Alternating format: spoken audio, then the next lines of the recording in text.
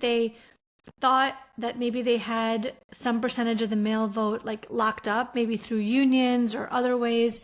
And now they're finding that they don't. And of course, there's a panic going on right now that Black men are moving away from Democrats and heading towards Donald Trump in record numbers. Yeah. So whether or not that will really play out on Election Day, we'll have to see. I have to say, though, I think that the anti-man thing really has backfired, and it's been going on for several years, and you felt it everywhere. The first company I ever boycotted ever was Gillette, because they produced this ad that I thought was anti-men, and it portrayed men as angry and violent, and I looked at my husband and my two sons and said, I can't support this company anymore.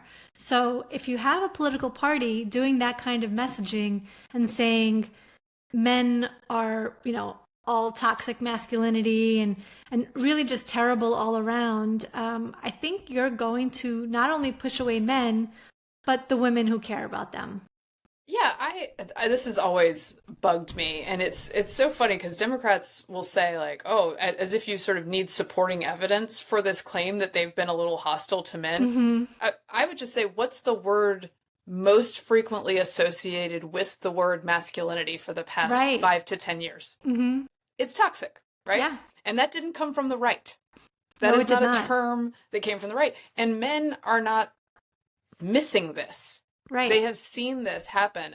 There's been erosion, by the way, even among Black men, since 2008. 2008, obviously, Obama consolidated them in huge numbers, but it fell from 95 to 87% down to 82, down to 80, and we'll see what it is this year. I found a great stat, Carol, about this. I think that the Democratic Party, for anybody who sees themselves as traditionally masculine, is going to be an uncomfortable place. Right. Let me give you this stat. So this is a politics, sex, and sexuality survey from the American Enterprise Institute in 2022. So it's pretty recent. Among Republican men, a majority, 54%, describe themselves as very masculine. This is compared to 33% among Democrats, so a much lower number. Do you know what two demographics line up exactly with that same percentage of self-identified very masculine? Black men and Hispanic men. So if you are someone who sees yourself as masculine, right, it is going to be an issue for you. This can be predictive of your party, and I think this might be a lagging indicator that's like now catching